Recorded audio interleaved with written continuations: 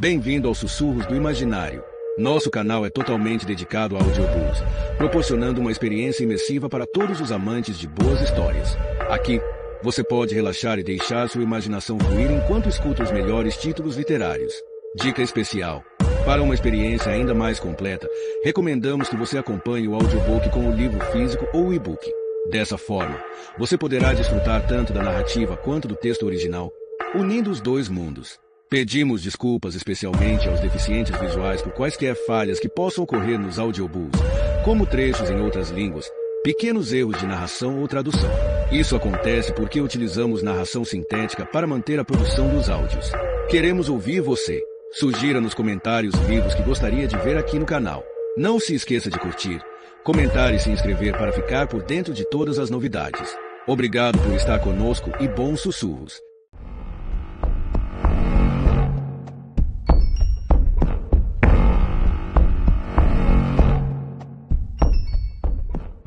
Capítulo 6. A próxima reunião do Conselho Distrital, a primeira depois da morte de Belry, seria fundamental para a batalha que vinha se travando com relação a Fields. Howard se recusou a adiar a votação sobre o futuro da clínica de reabilitação Belle Chapelle e sobre o desejo do vilarejo de transferir a jurisdição do bairro para Yarville. Por isso, Parminder tinha sugerido que ela, Colin e Kai se encontrassem à noite, na véspera da reunião, para traçarem uma estratégia. Pagford não pode decidir unilateralmente alterar os limites do distrito. Pode? Perguntou Kai. Não, respondeu Parminder, com toda a paciência. Kai continuava sendo uma recém-chegada. Mas o Conselho Municipal consulta Pagford, e Howard está determinado a fazer com que a opinião dele seja aprovada. O encontro foi na casa dos Wall, porque Tessa tinha pressionado Colin a convidá-las, para que pudesse ouvir a conversa. Tessa serviu o vinho, colocou uma vasilha grande com batata frita sobre a mesinha de centro e se sentou em silêncio, ouvindo os outros três falar. Estava exausta e zangada. O post anônimo sobre Colin o fez ter uma das crises de ansiedade mais agudas que jamais tivera. Foi tão grave que ele não pôde ir à escola. Parminder sabia como ele estava doente. Foi ela que assinou o atestado para justificar as faltas. Mas ainda assim o convocou para essa reunião estratégica, sem se importar, ao que parecia, com possíveis novas efusões de paranoia e angústia, com que Tessa teria de lidar durante a noite. Há definitivamente uma indignação no ar com relação à maneira como os Mollison estão agindo, dizia Colin, naquele tom imponente e erudito que por vezes adotava quando fingia não saber o que eram o medo e a paranoia. Eles pensam que podem falar em nome de Pagford, e acho que isso está começando a irritar as pessoas.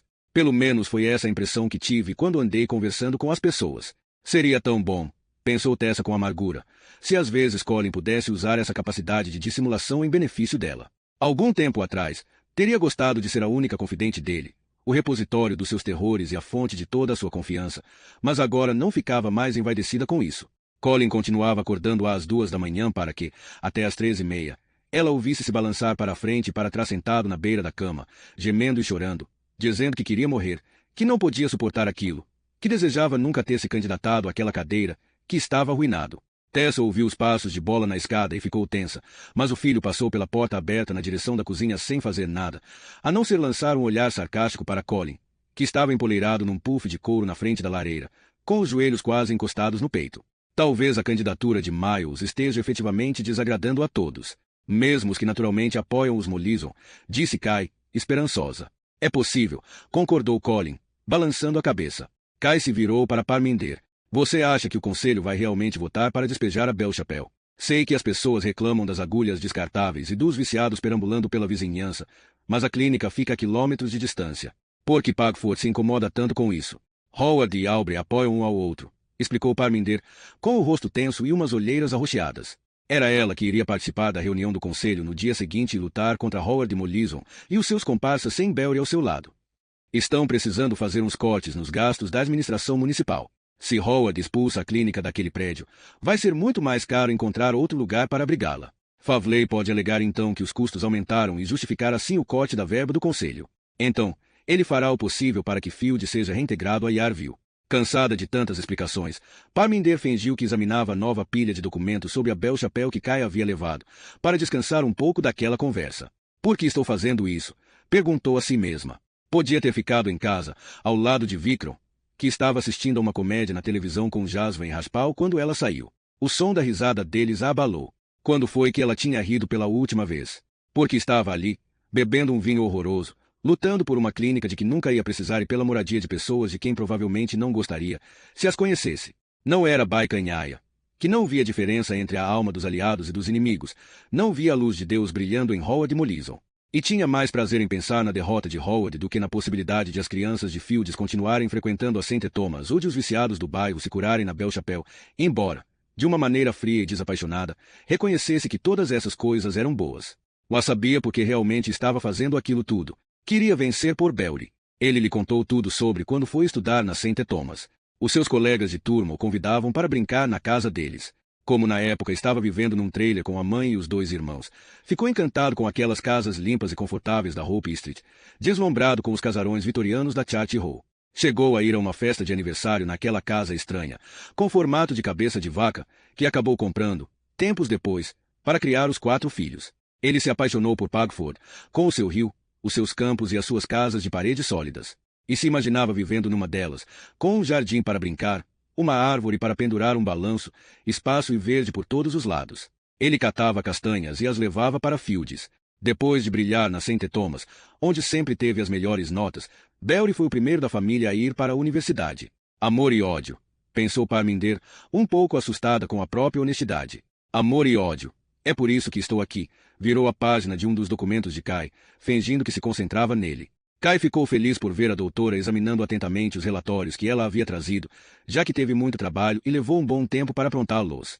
Não podia acreditar que alguém, depois de ler esse material, não ficasse imediatamente convencido de que a clínica Belle Chapelle tinha que permanecer exatamente onde estava. Mas para Kai, em meio a todas aquelas estatísticas, aqueles estudos de caso anônimos e depoimentos pessoais, só uma paciente naquela clínica interessava, Terry Vedon. Podia sentir que Terry estava diferente, o que a deixava um só tempo orgulhosa e assustada. Ela vinha dando uns sinais bem frágeis de começar a ter algum controle sobre sua própria vida. Nos últimos tempos, por 2 vezes, disse a Kai, eles não vão levar Robbie. Não vou deixar. E isso não era apenas uma agressividade impotente descarregada contra o destino, mas uma verdadeira carta de intenções. Eu levei ele para a escola ontem, disse a Kai, que cometeu o erro de demonstrar o seu espanto. Porque essa cara, porra, não acredita que levei ele pra merda da escola. Se as portas da Belle Chapelle se fecharem para Terry, com certeza a estrutura delicada que elas estavam tentando construir com os destroços de uma vida iria pelos ares, em 1000 pedaços. Terry parecia ter um medo visceral de Pagford que Kai não conseguia entender. Odeio a porra daquele lugar, disse ela, quando Kai o mencionou por acaso. Tudo que Kai sabia sobre a relação de Terry com Pagford era que a sua falecida avó sempre tinha morado no vilarejo. No entanto, a ideia de ver Terry obrigada a ir até lá toda semana para conseguir a metadona a deixava apavorada. Achava que o seu autocontrole ia desmoronar e, com ele, a frágil segurança que a família vinha adquirindo. Colin resolveu prosseguir de onde Parminder tinha parado, explicando a história de Fields. Kai assentia, entediada, dizendo mas os seus pensamentos estavam muito longe dali. Ele estava profundamente lisonjeado por ver essa mulher jovem e atraente beber cada uma das suas palavras. Sentia-se um pouco mais calmo essa noite, pela primeira vez desde que tinha lido aquele post já removido do site. Nenhuma das catástrofes que ficava imaginando quando se deitava na cama aconteceu. Não tinha sido demitido. Não precisou enfrentar uma multidão raivosa à sua porta.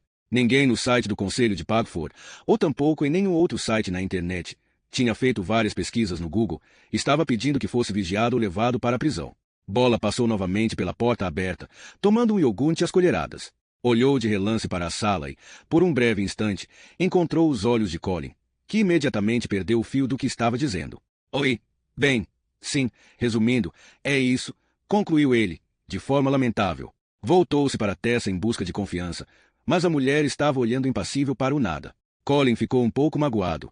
Achava que Tessa ia gostar de vê-lo se sentindo tão melhor, tão mais controlado, depois daquelas noites insones e miseráveis.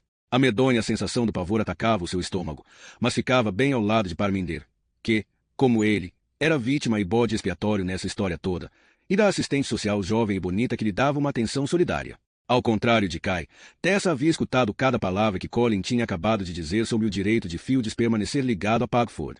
Não havia, na sua opinião, nenhuma convicção por trás das palavras de Colin.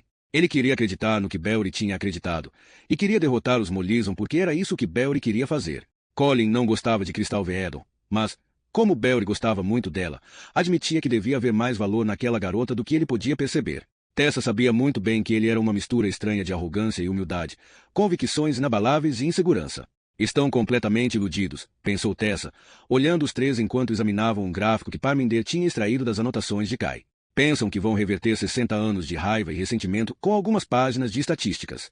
Nenhum deles era Belry. Ele tinha sido um exemplo vivo do que as pessoas propunham na teoria.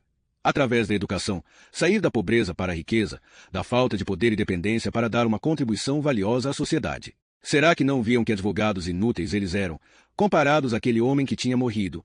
As pessoas estão muito irritadas porque os Mollison estão tentando comandar tudo, disse Colin.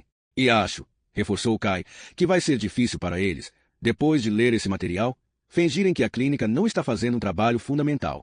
Nem todo mundo se esqueceu de Belry lá no conselho, acrescentou Parminder, com um ligeiro tremor na voz. Tessa percebeu que os seus dedos engordurados estavam tentando pegar alguma coisa no vazio. Enquanto os outros três falavam, ela acabou sozinha com a vasilha de batata frita.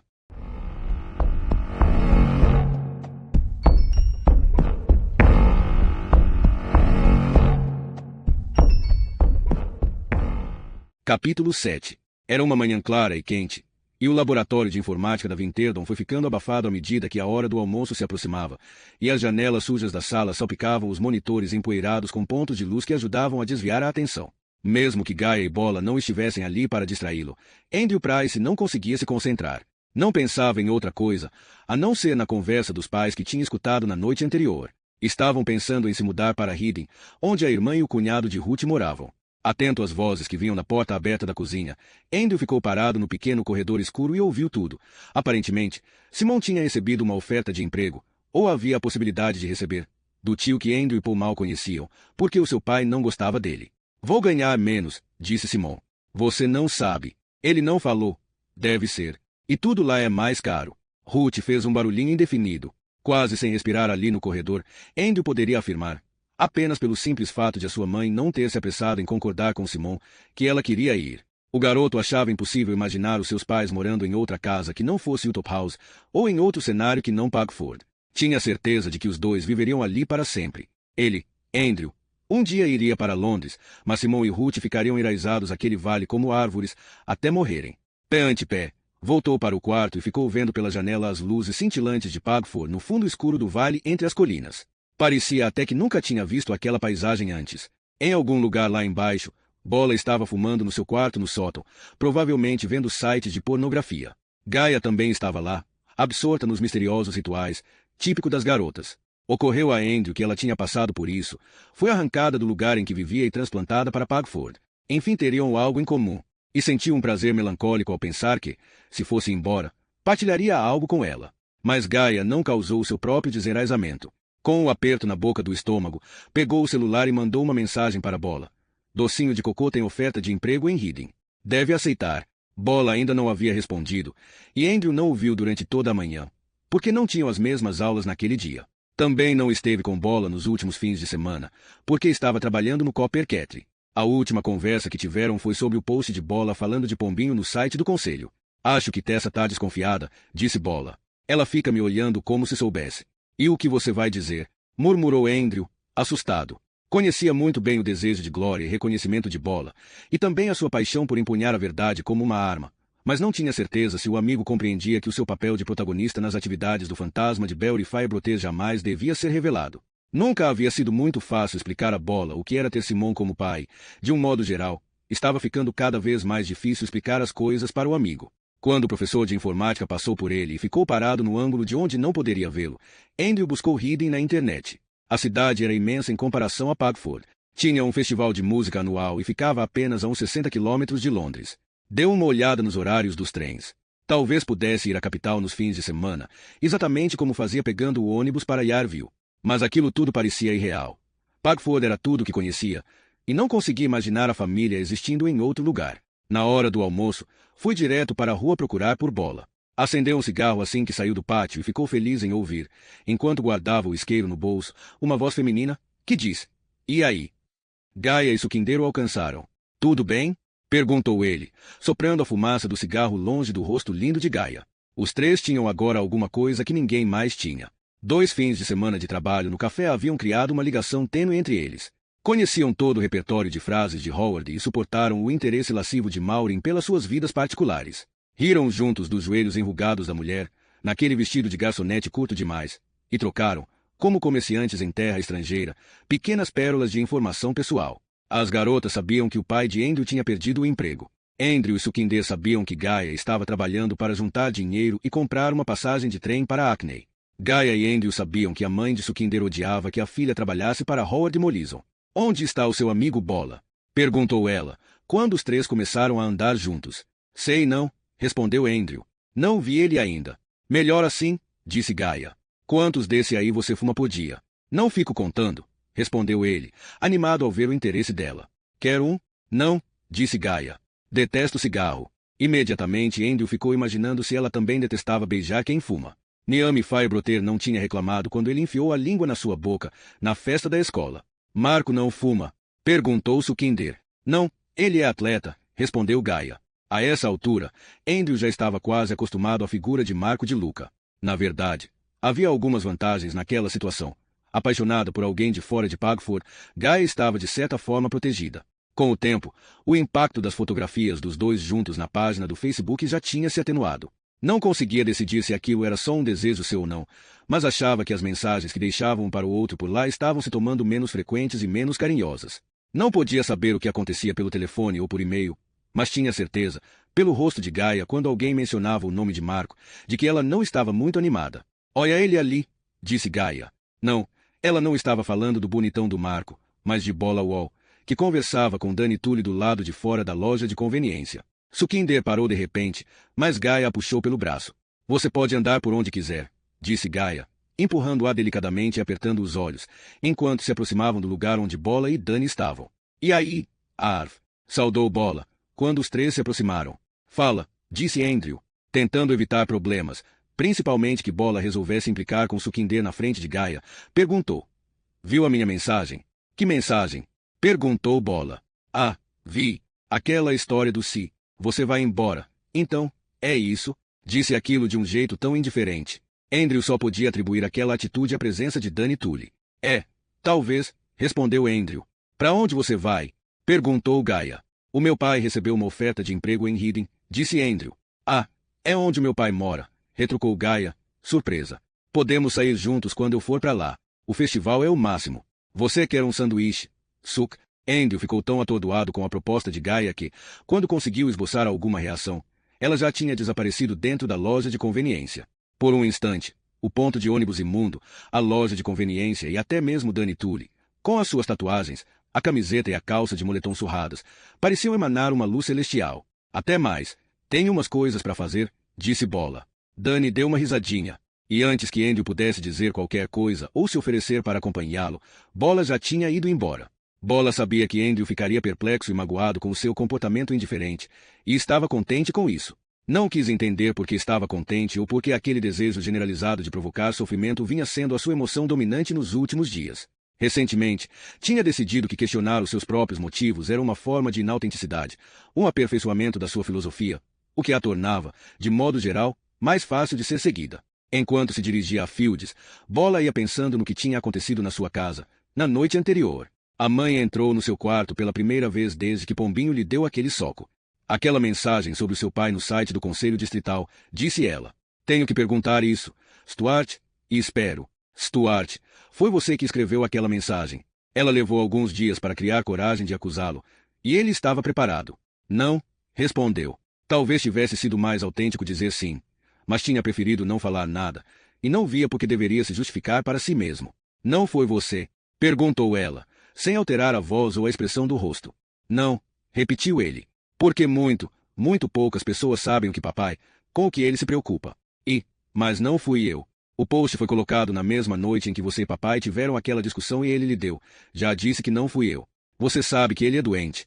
E você vive me dizendo isso. Eu vivo dizendo isso porque é verdade. Ele não pode evitar. Tem uma doença mental séria, que causa enorme angústia e sofrimento. O celular de Bola deu um toque, e ele olhou de relance para a mensagem de Andrew, que aparecia na tela. O texto foi um verdadeiro soco na boca do estômago. Arf ia embora para sempre. Estou falando com você, Stuart. Tá bom. O que é? Todos esses posts. Simon Price, Parminder, papai. Você conhece todas essas pessoas. Se está por trás de tudo isso, já disse, não fui eu. Está causando um mal enorme. Um mal muito sério e terrível. Stuart, a vida das pessoas. Bola tentou imaginar a vida sem Andrew. Eles se conheciam desde que tinham 5 anos. Não fui eu, disse mais uma vez. Um mal muito sério e terrível à vida das pessoas. Foram eles que fizeram as suas próprias vidas, pensou com ironia, dobrando a esquina da Foley Road. As vítimas do fantasma de Belry Firebroter estavam atoladas na lama da hipocrisia e das mentiras, e não gostavam de escândalos. Eram insetos estúpidos que fugiam da luz brilhante.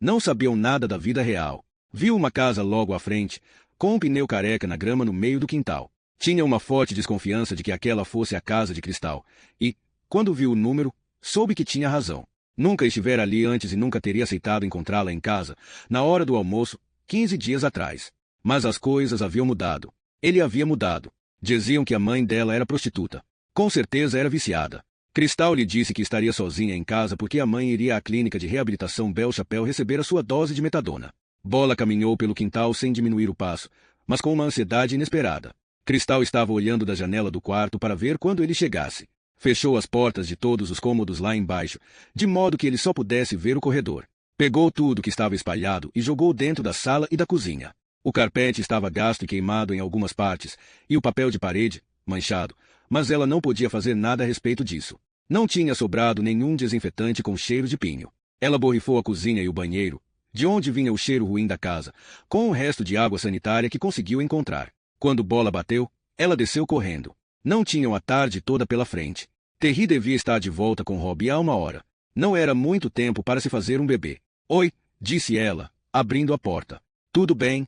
Perguntou Bola, soltando a fumaça do cigarro pelo nariz. Não sabia muito bem o que esperava encontrar ali. A primeira impressão que teve do interior da casa foi a de estar dentro de uma caixa encardida e vazia. Não havia móveis, e as portas fechadas à sua esquerda e em frente eram estranhamente ameaçadoras. Estamos sozinhos? Perguntou o garoto, assim que cruzou a soleira da porta. Estamos. Vamos lá para cima. Pro meu quarto. Ela o levou. Quanto mais se embrenhava na casa, pior ficava aquele cheiro de água sanitária misturado à imundície. Bola tentava não ligar. Todos os cômodos do andar de cima estavam com a porta fechada, exceto um. Cristal entrou nele. O garoto não queria parecer chocado, mas não havia nada no quarto a não ser um colchão, coberto com um lençol e um edredom velho, e uma pequena pilha de roupas amontoadas no canto. Na parede, umas fotos recortadas de revistas foram grudadas com fita adesiva. Era uma mistura de astros da música e outras celebridades.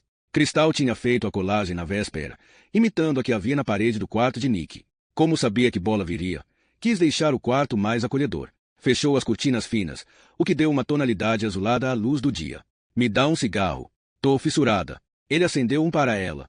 Estava mais nervosa do que nunca. Ele a preferia convencida e experiente. Não temos muito tempo, disse ela, com o cigarro na boca, começando a tirar a roupa. Minha mãe vai voltar logo. E, tá na Bel Chapelle, né?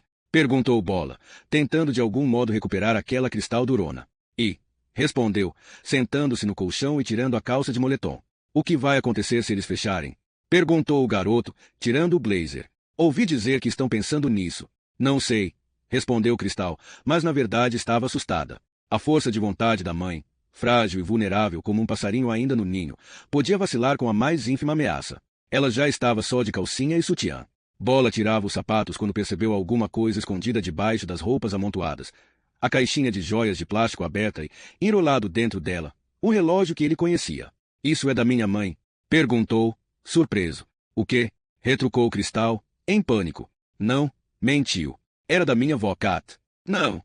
Ele o tirou da caixa. E dela, disse o garoto, reconhecendo a pulseira. Não é porra nenhuma. A garota estava aterrorizada. Já tinha praticamente esquecido que tinha roubado aquele relógio e de quem ele era. Bola ficou calado, e ela não gostou nada daquilo. O relógio na mão dele a um só tempo o desafiava e repreendia. Numa sucessão rápida de imagens, se viu indo embora, colocando-o descuidadamente no bolso, ou devolvendo a Cristal, dando de ombros. E meu, disse ela. Ele não queria dar uma de polícia. Queria ser sem lei. Mas só o devolveu a ela e continuou tirando a roupa quando lembrou que aquele relógio tinha sido um presente de Pombinho. Vermelha. Cristal tirou a calcinha e o sutiã e entrou, nua, debaixo do edredom. Bola se aproximou dela, de cueca samba-canção, segurando uma camisinha ainda na embalagem. Não vamos precisar disso, disse ela, com firmeza. Tô tomando pílula agora. Ah, tá. Ela se afastou para dar lugar a ele no colchão. Bola entrou debaixo do edredom. Enquanto tirava a cueca, ficou se perguntando se ela estaria mentindo sobre a pílula como estava sob o relógio. Mas queria experimentar sem camisinha, para variar. Vai logo, sussurrou ela, pegando o pacotinho quadrado da mão dele e o atirando sob o blazer largado no chão. Bola imaginou Cristal grávida de um filho seu. A cara que Tessa e Pombinho fariam quando lhes desse a notícia. Um filho em Fields, a sua carne e o seu sangue. Pombinho jamais aguentaria um baque desses. Foi para cima dela. Isso, ele sabia, era a vida real.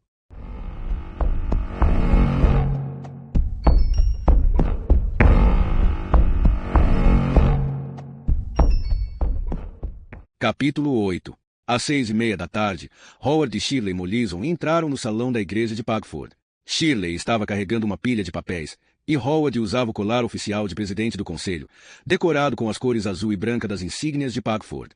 O assoalho rangeu sob o peso maciço de Howard, enquanto ele se dirigia à cabeceira das mesas arranhadas, que já estavam dispostas ali, uma colada à outra. Howard gostava tanto desse salão quanto da sua própria loja. As escoteiras o usavam nas terças, e o Instituto das Mulheres, nas quartas. Ele tinha sediado bazares beneficentes e comemorações de datas especiais, recepções de casamento e velórios. E cheirava a todas essas coisas, a roupas usadas e café, a bolo caseiro e salada de batata, a poeira e corpos humanos, mas fundamentalmente a madeira envelhecida e pedra. Lustres em bronze batido pendiam das vigas do teto em grossos cabos pretos, e as portas de mogno entalhadas conduziam até a cozinha. Shirley circulava de um lado para o outro, distribuindo papéis. Adorava as reuniões do conselho. Além de ficar orgulhosa e se divertir vendo Howard presidi-las, Maureen não participava delas. Como não tinha nenhuma obrigação oficial, devia se contentar com as migalhas que Shirley se dignasse a partilhar com ela. Os outros conselheiros foram chegando sozinhos ou aos pares. Howard os cumprimentava efusivamente, a voz trovejante ecoando pelas vigas do teto. Era raro os 16 membros do conselho comparecerem às reuniões. Hoje ele esperava que viessem 12. Metade das cadeiras já estava ocupada quando Aubrey Favley chegou, andando daquele seu jeito habitual, como se estivesse enfrentando uma ventania, parecendo fazer um grande esforço, com o tronco ligeiramente encurvado e a cabeça baixa. Aubrey! Exclamou Howard, alegremente, e pela primeira vez se adiantou para cumprimentar um recém-chegado. Como vai? E Julia? Receberam o meu convite? Desculpe, eu não. Para os meus 65 anos. Aqui, no sábado, depois da eleição. Ah, claro, claro. Howard, tem uma jovem lá fora. Ela disse que é da Gazeta de Yarville e adjacências. Alison qualquer coisa. Ah, replicou Howard. Estranho. Acabei de mandar o meu artigo para ela. Sabe, o que escrevi em resposta ao de Firebroter. Talvez tenha alguma coisa a ver com isso. Vou até lá. Ele se afastou, adernando o corpo de um lado para o outro, cheio de pressentimentos vagos. Parminder Javanda entrou quando ele se aproximava da porta. Com as sobrancelhas franzidas, como de costume, passou direto por ele, sem o cumprimentar, e pela primeira vez Howard não perguntou, tudo certinho com Parminder. Lá fora, no pátio, encontrou uma mulher jovem e loura, atarracada e de ombros largos, com uma aura de animação imperturbável, com a qual Howard se identificou de imediato. Ela estava segurando um notebook, observando as iniciais esculpidas na porta dupla. Olá, olá, disse Howard, respirando com certa dificuldade. Alison, não é? Howard Mollison. Você veio até aqui só para me dizer que escrevo muito mal. Ela sorriu e apertou a mão que ele lhe estendeu. Ah, não. Gostamos do artigo, assegurou ela. E que, como as coisas estão ficando bem interessantes, pensei em vir assistir à reunião. Tem algum problema? A presença de jornalistas é permitida, não é? Andei dando uma olhada no regulamento. Ela se dirigia para a porta enquanto falava. Claro, claro. Os jornalistas podem assistir às reuniões do conselho, disse Howard, seguindo-a deteve-se, porém, na porta do salão, num gesto cortês, para deixar que ela entrasse primeiro, exceto quando há casos que precisam ser discutidos a portas fechadas. Ela o encarou, e ele pôde ver os seus dentes, mesmo na luz fraca do fim de tarde. Como todas essas mensagens anônimas no seu site, fazendo acusações. Do fantasma de Belry Firebroter? Ah, querida, respondeu Howard, chiando a cada expiração e sorrindo para ela. Com certeza elas não interessam ao seu jornal. São só uns comentários tolos de internet. Foram somente alguns? Disseram que a maior parte foi removida do site. Não, não, estão enganados, respondeu Howard. Foram apenas 2 ou 3, que eu saiba. Brincadeiras de mau gosto. Pessoalmente, acrescentou ele, improvisando mais que depressa. Acho que isso é coisa de garoto. Garoto? É. Adolescentes se divertindo. Adolescentes teriam como alvo os conselheiros distritais? Perguntou ela, ainda sorrindo. Ouvi dizer que uma das vítimas perdeu o emprego. possivelmente por causa das alegações feitas contra ele no seu site. Isso é novidade para mim, disse Howard, mentindo. Shirley tinha encontrado com Ruth lá no hospital na véspera e ficou sabendo dessa história. Vi na pauta, disse Allison, quando os dois finalmente entraram na sala toda iluminada, que vocês vão discutir sobre a Belle Chapelle. O Sr. Firebroter e o senhor fizeram boas observações sobre os dois lados da questão nos seus artigos. Recebemos algumas cartas depois da publicação do texto do Sr. Firebroter. Meu editor ficou satisfeito. Qualquer coisa que faça as pessoas escreverem para o jornal. Li essas cartas, comentou Howard. Ninguém parece ter nada de bom a dizer sobre a clínica, não é? Os conselheiros à mesa estavam observando os dois. Allison Jenkins olhou para eles, com um sorriso imperturbável. Deixe-me pegar uma cadeira para você, disse Howard. Ligeiramente ofegante, levantou uma delas e a colocou a uns 30 centímetros da mesa. Obrigada, disse Allison, puxando a cadeira uns 15 centímetros mais para perto. Senhoras e senhores, alertou Howard, a imprensa estará presente na nossa sessão de hoje à noite. Apresento-lhes a sota Allison Jenkins, da Gazeta de Yarville e Adjacências. Alguns dos conselheiros se mostraram interessados na presença de Allison e até contentes com isso, mas a maioria parecia desconfiada. Howard voltou com dificuldade para o seu lugar na cabeceira da mesa, perto de Aubrey e Shirley, que o observavam sem entender nada. O fantasma de Belry Firebroter, disse a eles, em voz baixa, enquanto se sentava com todo cuidado numa cadeira de plástico, tinha quebrado uma delas 2 reuniões antes. E Belle Chapelle. Ah, aí está você, Tony, gritou ele, dando maior susto em Aubrey. Venha, Tony, e vamos dar mais uns minutinhos para Henry e Sheila chegarem também. Pode ser? O burburinho da conversa em volta da mesa estava levemente mais baixo do que de costume. Allison Jenkins já escrevia algo no seu notebook. Tudo culpa de Belry Firebroter, pensou Howard, irritado. Ele era o conselheiro que convidava a imprensa para as reuniões. Por um breve instante, Howard pensou em Belry no seu fantasma como uma única e mesma pessoa, um encrenqueiro vivo ou morto. Como Shirley, Parminder havia trazido um monte de papéis para a reunião. No alto daquela pilha estava a pauta, que ela fingia ler para não ter de falar com ninguém. Na verdade, estava pensando na mulher sentada praticamente atrás dela. A Gazeta de Yarville e Adjacências publicou uma nota sobre a morte de Catherine Veedon e a acusação da família contra a médica. O nome de Parminder não tinha sido citado, mas, sem dúvida alguma, a jornalista sabia quem ela era. Talvez Allison também soubesse do post anônimo a seu respeito no site do conselho. Calma, você está ficando igual a Colin.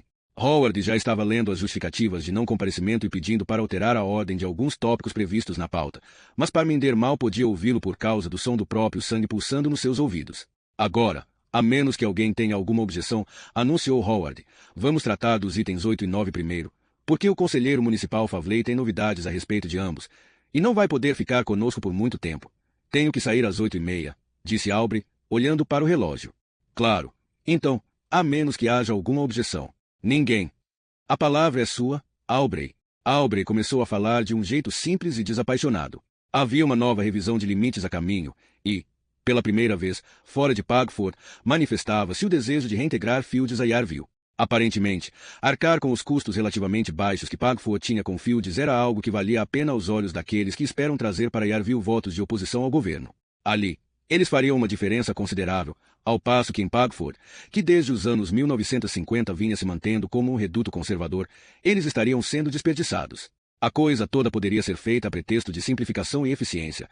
Afinal, Yarville já fornece quase todos os serviços para o bairro. Aubrey concluiu dizendo que, se Pagford realmente desejava eliminar aquele bairro da sua jurisdição, seria muito útil que o vilarejo comunicasse o seu desejo ao Conselho Municipal.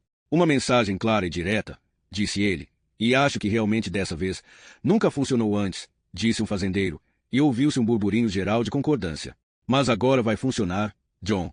Nós nunca fomos convidados a dar a nossa opinião antes, retrucou Howard. Não devíamos decidir qual é a nossa posição antes de declará-la publicamente.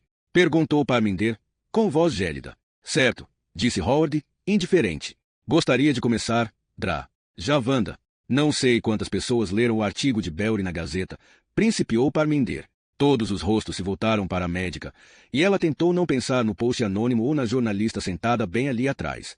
Acho que ele apresenta argumentos convincentes para que Field seja mantido como parte de Pagford.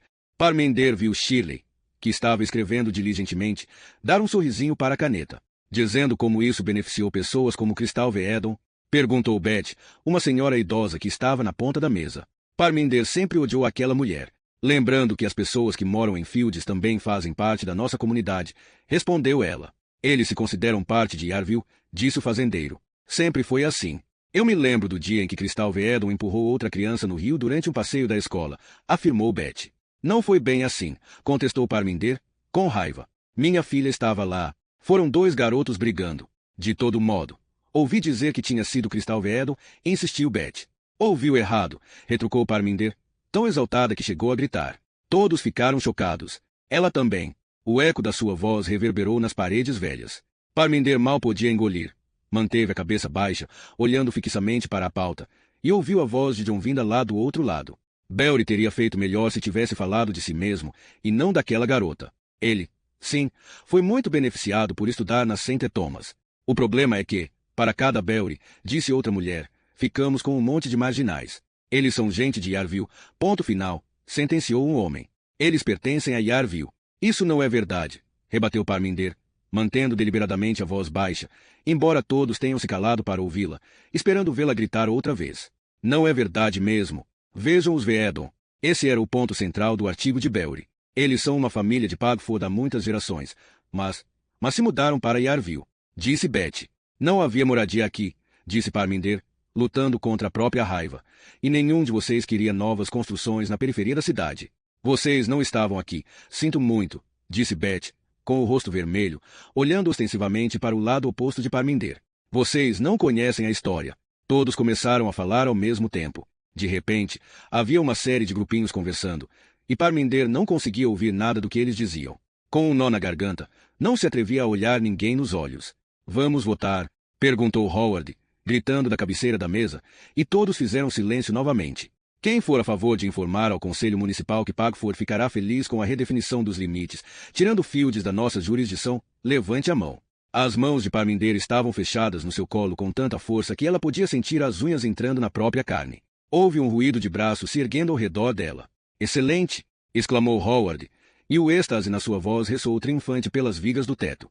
Bem, Tony, Ellen e eu vamos redigir um texto e o enviaremos a todos vocês. Se for aprovado, acabamos logo com isso. Excelente! Alguns conselheiros aplaudiram.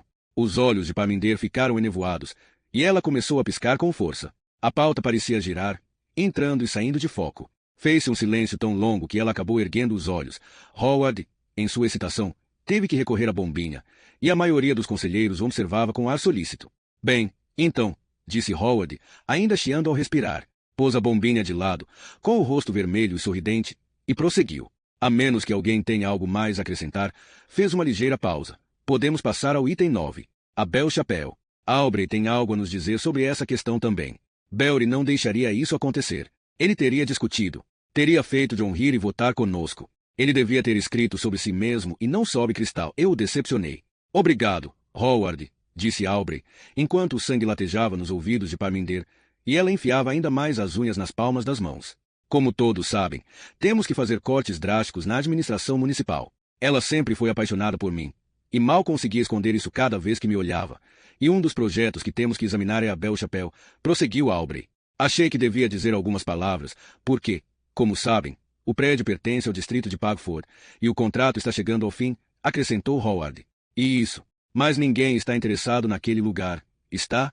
Perguntou um contador aposentado do outro lado da mesa. Está em muito mau estado, pelo que ouvi dizer. Ah, tenho certeza de que a gente pode achar um novo inquilino, disse Howard, com toda a tranquilidade, mas essa não é a questão. A questão aqui é saber se achamos que a clínica está fazendo um bom. Essa não é a questão aqui, de jeito nenhum, disse Parminder, cortando-o. Não é atribuição do Conselho Distrital decidir se a clínica está fazendo um bom trabalho ou não. Nós não destinamos recursos para financiar o trabalho deles. Então isso não é da nossa competência. Mas somos os donos do prédio, disse Howard, ainda sorrindo, sempre educado. Então acredito que é natural que queiramos considerar. Se vamos considerar as informações sobre o trabalho da clínica, acho que é muito importante que tenhamos um retrato justo do que é feito por lá, retrucou Parminder. Me desculpe, disse Shirley, voltando-se para Parminder, piscando os olhos. Mas será que poderia fazer a gentileza de não interromper o presidente, Dra. Javanda? E dificílimo tomar notas quando as pessoas falam junto com as outras. E agora fui eu que interrompi, acrescentou, sorrindo. Me desculpe. Imagino que a comunidade queira manter os recursos que arrecadamos com o prédio, disse Parminder, ignorando Shirley. E, Que eu saiba, não temos outro potencial inquilino em vista. Então me pergunto por que teríamos que considerar o fim do contrato com a clínica. Eles não curam os pacientes, disse Betty. Simplesmente lhes dão mais drogas. E eu ficaria bem feliz de vê-los fora dali. Nós vamos ter que tomar decisões bem difíceis no Conselho Municipal, afirmou Albie Favley. O governo está querendo uma economia de mais de 1 bilhão das administrações locais. Não vamos poder continuar oferecendo determinados serviços como fazíamos antes. Essa é a realidade. Parmender odiava o modo como os conselheiros agiam com Aubrey, bebendo as suas palavras ditas com aquela voz profunda e modulada, e as sentindo gentilmente enquanto ele falava. Sabia perfeitamente que alguns deles a chamavam de aluga-ouvido. Pesquisas mostram que o uso de drogas ilícitas aumenta durante períodos de recessão, disse Parmender. Porque eles querem, falou Beth. Ninguém os obriga a usar drogas. A médica olhou ao seu redor, buscando apoio para o que tinha dito. Shirley sorriu para ela. Vamos ter que fazer escolhas duras, disse Aubrey. Então estão de acordo com Howard, interrompeu Parmender. E já decidiram que vão dar à clínica um empurrãozinho, obrigando-a a sair do prédio. Posso listar maneiras muito melhores de gastar o dinheiro do que com um bando de criminosos, disse o contador. Eu cortaria todos os benefícios deles, declarou Beth. Fui convidado para essa reunião para deixá-los a par do que está acontecendo na administração municipal, disse Aubrey calmamente. Nada além disso, Dra. Javanda. Ellen, bradou Howard, apontando para outra conselheira, cuja mão estava levantada e que, havia alguns minutos, tentava dar a sua opinião. Parmender não ouviu nada do que a mulher disse. Já tinha até se esquecido da pilha de papéis que estava debaixo da pauta, a qual Kai Baldwin dedicou tanto tempo. As estatísticas, o perfil dos casos de sucesso, a explicação dos benefícios do uso da metadona contra a dependência de heroína, estudos mostrando o custo financeiro e social dessa dependência. Tudo à sua volta parecia estar se dissolvendo, tornando-se ligeiramente irreal. Sabia que explodiria como jamais havia explodido na vida, e não havia mais como lamentar, prevenir ou fazer qualquer coisa, exceto ver acontecer. Era tarde, tarde demais. A cultura dos direitos adquiridos, disse Aubrey. Pessoas que praticamente nunca trabalharam um dia sequer na vida. E, convenhamos, pontificou Howard, esse é um problema com uma solução muito simples. Parem de usar drogas. Ele se virou para Parmender sorrindo, conciliador. Chamam isso de abstinência, não é assim, Dra. Javanda. Ah, então você acha que eles devem assumir a responsabilidade pelo seu vício e mudar o seu comportamento? É isso? Perguntou Parmender. De forma simplificada, sim. Antes que gastem mais dinheiro do governo. Exata. E você? Perguntou Parmender bem alto, enquanto a explosão silenciosa começava a tomar conta dela. Sabe quantos milhares de libras você, Howard Mollison, custa ao serviço de saúde, por causa de sua incapacidade de parar de se empanturrar? Uma mancha vermelho escura intensa se espalhava pelo pescoço de Howard e ia subindo pelo seu rosto. Sabe quanto a sua ponte de safena custou ao governo, e os remédios, e a sua longa estada no hospital? E as consultas médicas a que você vai por causa da asma, da pressão alta e daquela erupção cutânea horrorosa. Tudo isso causado pela sua recusa em perder peso. À medida que a voz de Parmender ia se transformando em gritos estridentes, outros conselheiros começaram a protestar em defesa de Howard. Shirley se pôs de pé, e Parmender continuava berrando, recolhendo os papéis que, sabe-se lá como, tinham se espalhado enquanto ela gesticulava. E quanto ao sigilo médico, berrava Shirley. Ultrajante. Isso é absolutamente ultrajante. Parmender já passava apressada pela porta, quando ouviu, a despeito do seu próprio choro convulsivo, Beth pedir a sua expulsão imediata do conselho. Estava fugindo do salão sabendo que tinha provocado um cataclismo, e não queria mais nada além de ser tragada pela escuridão e desaparecer para sempre.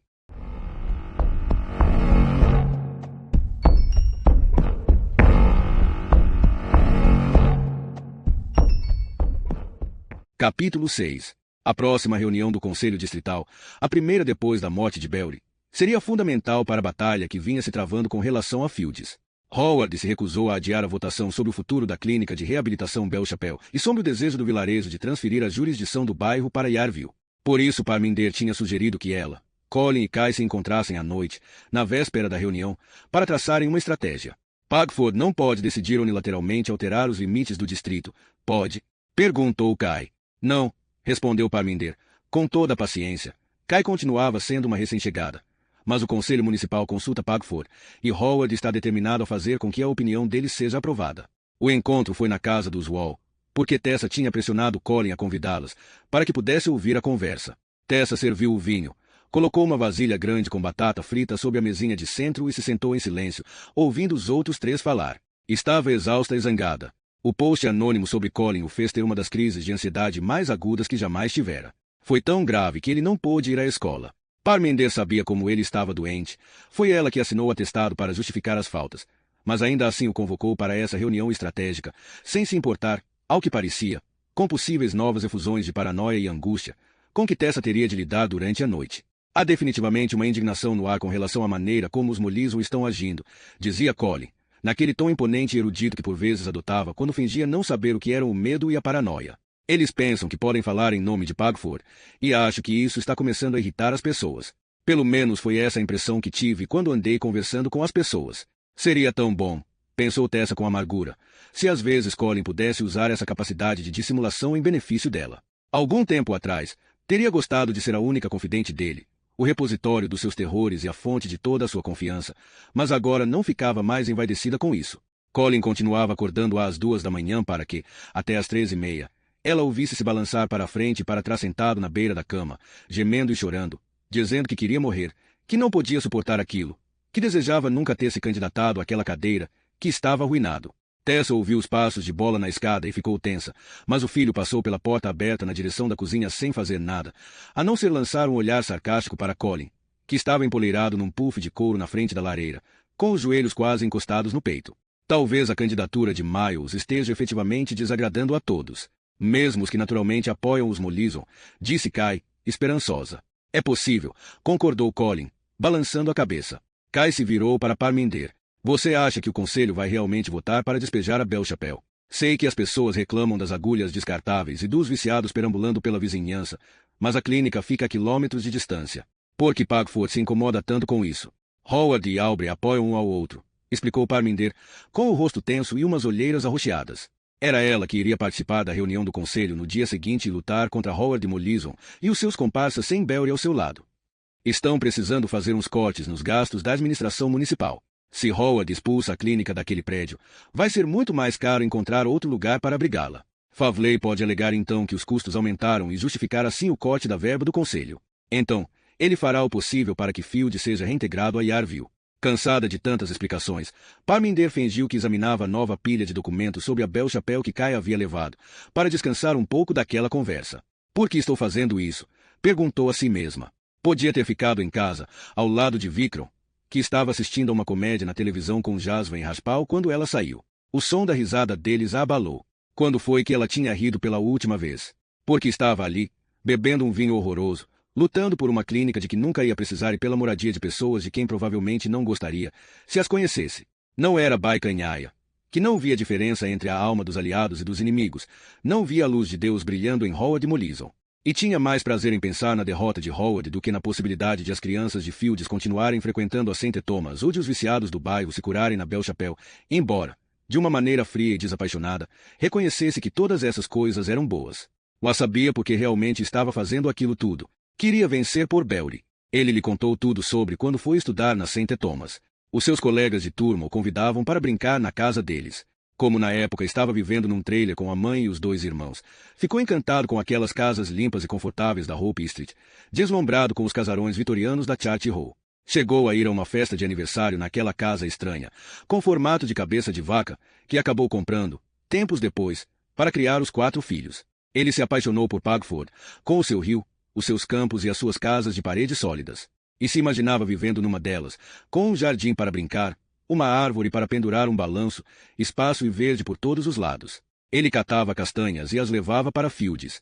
Depois de brilhar na St. Thomas, onde sempre teve as melhores notas, Belry foi o primeiro da família a ir para a universidade. Amor e ódio, pensou Parminder, um pouco assustada com a própria honestidade. Amor e ódio. É por isso que estou aqui. Virou a página de um dos documentos de Kai, fingindo que se concentrava nele. Kai ficou feliz por ver a doutora examinando atentamente os relatórios que ela havia trazido, já que teve muito trabalho e levou um bom tempo para aprontá-los. Não podia acreditar que alguém, depois de ler esse material, não ficasse imediatamente convencido de que a clínica Belle-Chapelle tinha que permanecer exatamente onde estava. Mas para Kai, em meio a todas aquelas estatísticas, aqueles estudos de caso anônimos e depoimentos pessoais, só uma paciente naquela clínica interessava, Terry Vedon. Podia sentir que Terry estava diferente, o que a deixava um só tempo orgulhosa e assustada. Ela vinha dando uns sinais bem frágeis de começar a ter algum controle sobre sua própria vida.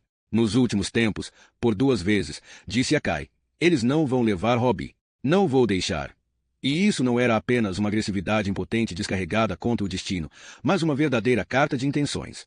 Eu levei ele para a escola ontem, disse a Kai, que cometeu o erro de demonstrar o seu espanto. Por que essa cara? Porra. Não acredita que levei ele pra merda da escola. Se as portas da Belle Chapelle se fecharem para Terry, com certeza a estrutura delicada que elas estavam tentando construir com os destroços de uma vida iria pelos ares, em 1000 pedaços. Terry parecia ter um medo visceral de Pagford que Kai não conseguia entender. Odeio a porra daquele lugar, disse ela, quando Kai o mencionou por acaso. Tudo que Kai sabia sobre a relação de Terry com Pagford era que a sua falecida avó sempre tinha morado no vilarejo. No entanto, a ideia de ver Terry obrigada a ir até lá toda semana para conseguir a metadona a deixava apavorada. Achava que o seu autocontrole ia desmoronar e, com ele, a frágil segurança que a família vinha adquirindo. Colin resolveu prosseguir de onde Parminder tinha parado, explicando a história de Fields. Kai assentia, entediada, dizendo mas os seus pensamentos estavam muito longe dali. Ele estava profundamente lisonjeado por ver essa mulher jovem e atraente beber cada uma das suas palavras. Sentia-se um pouco mais calmo essa noite, pela primeira vez desde que tinha lido aquele post já removido do site. Nenhuma das catástrofes que ficava imaginando quando se deitava na cama aconteceu. Não tinha sido demitido. Não precisou enfrentar uma multidão raivosa à sua porta. Ninguém no site do Conselho de Pagford, ou tampouco em nenhum outro site na internet, tinha feito várias pesquisas no Google, estava pedindo que fosse vigiado ou levado para a prisão. Bola passou novamente pela porta aberta, tomando um iogurte às colheradas. Olhou de relance para a sala e, por um breve instante, encontrou os olhos de Colin, que imediatamente perdeu o fio do que estava dizendo. Oi. Bem, sim, resumindo, é isso, concluiu ele, de forma lamentável. Voltou-se para Tessa em busca de confiança, mas a mulher estava olhando impassível para o nada. Colin ficou um pouco magoado. Achava que Tessa ia gostar de vê-lo se sentindo tão melhor, tão mais controlado, depois daquelas noites insones e miseráveis. A medonha sensação do pavor atacava o seu estômago, mas ficava bem ao lado de Parminder, que, como ele, era vítima e bode expiatório nessa história toda, e da assistente social jovem e bonita que lhe dava uma atenção solidária. Ao contrário de Kai, Tessa havia escutado cada palavra que Colin tinha acabado de dizer sobre o direito de Fields permanecer ligado a Pagford. Não havia, na sua opinião, nenhuma convicção por trás das palavras de Colin. Ele queria acreditar no que Belry tinha acreditado, e queria derrotar os Mollison porque era isso que Belry queria fazer. Colin não gostava de Crystal Veedon, mas, como Belry gostava muito dela, admitia que devia haver mais valor naquela garota do que ele podia perceber. Tessa sabia muito bem que ele era uma mistura estranha de arrogância e humildade, convicções inabaláveis e insegurança. Estão completamente iludidos, pensou Tessa, olhando os três enquanto examinavam um gráfico que Parminder tinha extraído das anotações de Kai. Pensam que vão reverter 60 anos de raiva e ressentimento com algumas páginas de estatísticas. Nenhum deles era Belry. Ele tinha sido um exemplo vivo do que as pessoas propunham na teoria. Através da educação, sair da pobreza para a riqueza, da falta de poder e dependência para dar uma contribuição valiosa à sociedade. Será que não viam que advogados inúteis eles eram, comparados àquele homem que tinha morrido? As pessoas estão muito irritadas porque os Mollison estão tentando comandar tudo, disse Colin. E acho, reforçou Kai, que vai ser difícil para eles, depois de ler esse material, fingirem que a clínica não está fazendo um trabalho fundamental. Nem todo mundo se esqueceu de Belry lá no conselho, acrescentou Parminder, com um ligeiro tremor na voz. Tessa percebeu que os seus dedos engordurados estavam tentando pegar alguma coisa no vazio. Enquanto os outros três falavam, ela acabou sozinha com a vasilha de batata frita.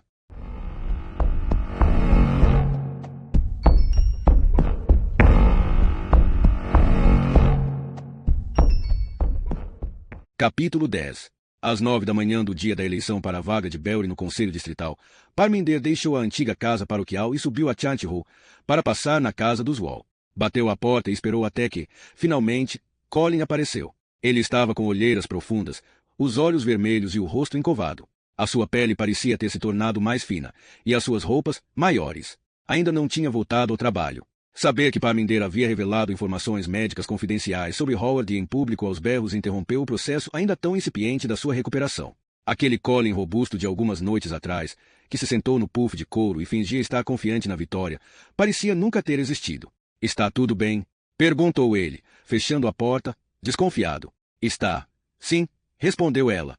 Pensei que você quisesse ir até o salão da igreja comigo para votarmos. Eu, não, replicou ele, de forma quase inaudível. Desculpe. Sei como se sente, Colin, disse a médica em voz baixa, mas firme. Mas, se não votar, eles vão vencer. E não vou deixar eles vencerem. Vou até lá e vou votar em você, e quero que venha comigo. Parminder tinha sido efetivamente suspensa do trabalho. Os Mollison apresentaram queixa formal a todas as associações profissionais cujo endereço conseguiram achar, e o Dr. Crawford aconselhou Parminder a tirar uma licença. Para sua grande surpresa, ela se sentiu estranhamente aliviada. Mas Colin insistia, fazendo que não com a cabeça. E Parminder achou que tinha visto lágrimas nos seus olhos. Não consigo, Minda. Consegue? Sim, disse ela. Você consegue, Colin. Tem que fazer frente a eles. Pense em Belry. Não consigo. Desculpe. Ele pareceu engasgar, e então caiu no choro. Colin já tinha chorado na frente dela antes, lá na clínica, soluçando convulsivamente, desesperado com o peso do medo que carregava todos os dias da sua vida. Venha comigo, disse ela, sem ficar constrangida, e o segurou pelo braço, conduzindo até a cozinha. Lá lhe estendeu um papel toalha e o deixou se entregar ao choro. Onde está Tessa? No trabalho, gaguejou ele, enxugando os olhos. Havia um convite para a festa de aniversário de 65 anos de Howard Mollison na mesa da cozinha. Alguém o tinha rasgado bem no meio. Recebi um desses também, disse Parminder, antes de gritar com ele. Ouça, Colin. Votar. Não consigo, sussurrou Colin. Vai mostrar a eles que não nos derrotaram. Mas eles nos derrotaram, respondeu Colin. Parminder caiu na gargalhada. Depois de ficar olhando para ela por um instante, boquiaberto, Colin começou a rir também. Uma risada sonora como o latido de um cachorro grande. Certo, eles nos tiraram dos nossos empregos, disse Parminder. E nenhum de nós está querendo sair de casa, mas, fora isso, acho que, na verdade, estamos muito bem. Colin tirou os óculos e pressionou o papel toalha nos olhos molhados, sorrindo. Vamos lá, Colin. Quero votar em você. Ainda não acabou. Depois que eu perdi as estribeiras e disse a Howard que ele não era melhor do que um drogado na frente do conselho inteiro e da imprensa local. Colin começou a rir de novo, e ela ficou contente. Não o via rir assim desde o ano novo, e foi Belry que o tinha feito rir. Eles se esqueceram de votar o despejo da clínica Bel Chapelle. Então, por favor, pegue o seu casaco. Vamos até lá juntos. Colin parou de fungar e de dar risadinhas nervosas. Olhava as próprias mãos, esfregando uma na outra, como se as estivesse lavando. Ainda temos uma chance, Colin. Você pode fazer a diferença. As pessoas não gostam dos Mollison. Se você entrar, vamos ficar numa posição muito mais forte para lutar. Por favor, Colin. Está certo, concordou ele, depois de alguns instantes, impressionado com a própria ousadia. Era uma caminhada curta no ar fresco e puro, cada um segurando com força o seu título de eleitor. Não havia ninguém votando àquela hora no salão da igreja, exceto eles. Os dois fizeram um X ao lado do nome de Colin e saíram dali com a sensação de alívio de quem não foi apanhado em flagrante. Até o meio-dia, Miles Mollison não tinha ido votar. Quando estava saindo do escritório, parou na porta da sala do seu sócio. Estou indo votar, Gav, anunciou. Gavin fez sinal mostrando que estava ao telefone. Falava com a companhia de seguros de Mary. Ah, desculpe. Estou indo votar, Shona, disse Miles, se virando para a secretária. Não custava nada lembrar que contava com o apoio deles. Desceu a escada correndo e se dirigiu para o Coppercat, onde tinha combinado de encontrar a mulher, numa conversa breve depois do sexo da véspera, para que pudessem ir juntos até o salão da igreja. Samantha passou a manhã em casa, deixando a loja aos cuidados da sua funcionária. Sabia que não podia mais adiar. Tinha que contar a Carly que a loja ia fechar e que ela ficaria desempregada, mas não conseguiu fazer isso antes do fim de semana e do show em Londres. Quando Miles apareceu com aquele sorrisinho animado, foi tomada pela fúria. Papai não vem? Foram as primeiras palavras dele. Eles vão mais tarde, depois que fecharem a loja, respondeu Samantha. Havia duas senhoras votando quando ela e Miles chegaram lá. Samantha ficou esperando, olhando para os seus cabelos de um cinza metálico, os seus casacos grossos e os seus tornozelos mais grossos ainda. Era assim que ela ficaria um dia. A mais curvada das duas notou a presença de Miles. Ao sair, sorriu e disse, acabei de votar em você. Muito obrigado, disse Miles, encantado. Samantha entrou na cabine de votação e ficou olhando para os dois nomes na cédula, Miles Mollison e Colin Wall, segurando o lápis que estava amarrado com um barbante. Então escreveu, desleixadamente, eu odeio Pagford no meio da cédula, dobrou-a, atravessou a sala na direção da urna e a depositou lá dentro. Obrigado, amor, disse Miles baixinho, dando um tapinha nas costas da mulher. Tessa Wall, que jamais havia deixado de votar numa eleição, passou pela igreja quando voltava da escola para casa e não parou. Ruth e Simon Price ficaram o dia inteiro conversando sobre a possibilidade de se mudarem para Reading. Ruth tinha jogado fora o título de eleitor deles quando limpou a mesa da cozinha para o jantar. Gavin nunca teve a intenção de votar. Se Belry estivesse vivo e concorrendo, ele votaria. mas não tinha vontade nenhuma de ajudar Miles a conquistar mais um dos seus objetivos. Às 5:30, arrumou as suas coisas, irritado e triste, porque tinha esgotado de vez o estoque de desculpas para não ir jantar na casa de Kai. E, pelo visto, hoje seria particularmente desagradável, porque a companhia de seguros tinha lhe dado alguma esperança de que ia finalmente beneficiar Mary, e ele queria muito ir até a casa dela para lhe dar a notícia pessoalmente. Isso significava que teria que guardar as novidades até o dia seguinte, já que não ia desperdiçá-las pelo telefone.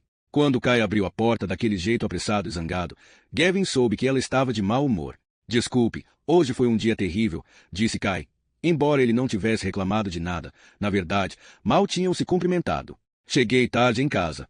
Pretendia já estar com tudo quase pronto. Do andar de cima vinha uma batida forte e repetitiva de bateria e um solo de guitarra estridente. Gavin achou incrível que os vizinhos não estivessem reclamando. Kai o viu olhando para o teto e disse: Ah, Gaia está furiosa porque um garoto de quem ela gostava lá em Acne começou a sair com outra garota. Pegou a taça de vinho que já estava bebendo e tomou um generoso gole. Ficou com uma certa dor na consciência por ter chamado Marco de Luca de um garoto. Ele praticamente se mudou para a casa delas, algumas semanas antes de deixar em Londres. Caio tinha achado encantador, atencioso e prestativo. Gostaria de ter tido um filho como Marco. Ela vai sobreviver, disse Kai, afastando tais lembranças, e voltou para as batatas que estavam no fogo. Tem 16 anos, e, nessa idade, a gente se recupera logo. Pegue um pouco de vinho. Gavin se sentou numa das cadeiras da mesa da cozinha, esperando que Kai conseguisse fazer Gaia diminuir o som. Ela tinha literalmente que gritar para superar a vibração da guitarra, o chacoalhar das tampas das panelas e o barulho do exaustor. E, mais uma vez, ele desejava ardentemente a melancolia calma da cozinha de Mary, a sua gratidão, a necessidade que ela tinha dele. O quê? Indagou ele bem alto, porque percebeu que Kai tinha lhe dito alguma coisa. Perguntei se você votou. Se eu votei? Na eleição do Conselho Distrital, disse ela. Não, respondeu Gavin. Não estou nem aí para isso. Não tinha certeza se ela tinha ouvido. Kai estava falando novamente, e apenas quando se virou para a mesa, com facas e garfos na mão, ele conseguiu escutar o que ela dizia. Um absurdo total. Na verdade, os conselheiros estarem de conluio com Albi Favley. Eu acho que a Bel Chapelle vai fechar se Miles ganhar. Foi escorrer as batatas na pia. E o barulho da água caindo abafou a voz dela de novo. Se aquela idiota não tivesse perdido a calma, poderíamos ter uma chance melhor. Dei a ela um monte de material sobre a clínica, e acho que não usou nada. Ficou só gritando com Howard Mollison, dizendo que ele era enorme de gordo. O cúmulo da falta de profissionalismo. Gavin tinha ouvido os comentários sobre a explosão da Dra. Javanda, e achava aquilo tudo de certa forma engraçado. E toda essa incerteza é muito prejudicial para os funcionários da clínica, sem falar nos pacientes. Mas Gavin não conseguia sentir nem pena nem indignação. Apenas ficava muito chateado ao ver o interesse que Kai parecia ter pelas relações e personagens envolvidos nas misteriosas questões locais. Ainda por cima, isso mostrava claramente como ela estava criando raízes cada vez mais profundas em Pagford, e não ia ser fácil tirá-la dali. Voltou-se para a janela e olhou o quintal lá fora, cuja grama estava bem alta. Tinha se oferecido para ajudar Mary e Fergus a cuidar do jardim deles no fim de semana. Com sorte, pensou, Mary iria convidá-lo para jantar outra vez. E, nesse caso, poderia faltar aquela festa de aniversário de Howard Mollison, que Miles pelo visto achava que ele não queria perder de jeito nenhum. Queria manter os Veedon, mas não. Gillian disse que temos que dar vez a todos, que não podemos ficar escolhendo. Você diria que isso é ficar escolhendo? Desculpe, o que disse? Mati está de volta, respondeu ela. E ele se esforçou muito para lembrar que Mati era uma colega de trabalho, cujos casos ela estava cobrindo. Eu queria continuar trabalhando com os Veedon, porque às vezes você cria um vínculo especial com determinada família, mas Gillian não quer deixar. E muito doido isso. Pelo que ouvi dizer, você deve ser a única pessoa no mundo que quer continuar com os Veedon, disse Gavin. Kai teve que se munir de toda a sua força de vontade para não responder à altura. Foi tirar os filés de salmão do forno. A música de Gaia estava tão alta que podia senti-la vibrando na assadeira que largou em cima do fogão. Gaia! Gritou ela, furiosa, correndo até a escada. E Gavin tomou o maior susto. Gaia! Abaixe isso! Estou falando sério. Abaixe isso! Gaia baixou o volume da música quase imperceptivelmente. Kai voltou para a cozinha, bufando. A discussão com a filha, antes de Gavin chegar, havia sido uma das piores que já tiveram. Gaia disse expressamente que pretendia ligar para o pai e pedir para ir morar com ele. Bem, então boa sorte, gritou Kai. Mas talvez Brandon dissesse sim. Ele a deixará quando Gaia tinha apenas 1 mês. Mas agora estava casado e com 3 outros filhos. Tinha uma casa enorme e um bom emprego. E se dissesse sim, Gavin ficou contente de não terem que conversar enquanto comiam. O barulho ensurdecedor da música preenchia o silêncio, e ele podia pensar em Mary em paz. Contaria a ela amanhã que a companhia de seguros parecia interessada em fazer um acordo, e receberia sua gratidão e admiração. Ele tinha quase limpado o prato quando percebeu que Kai não havia comido nada. Estava olhando para ele do outro lado da mesa, e a expressão no seu rosto deixou Gavin preocupado. Será que, de algum modo, ele havia revelado seus pensamentos mais íntimos?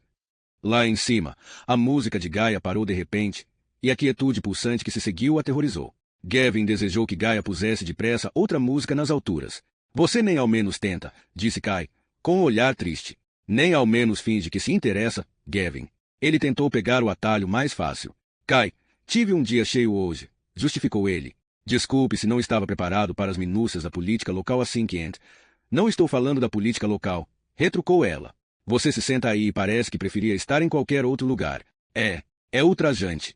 O que você quer, Gavin? Ele viu a cozinha e o rosto suave de Mary. Tenho que implorar para ver você, prosseguiu Kai. E, quando vem aqui, só consegue deixar ainda mais claro que não queria ter vindo. Queria que ele dissesse, isso não é verdade.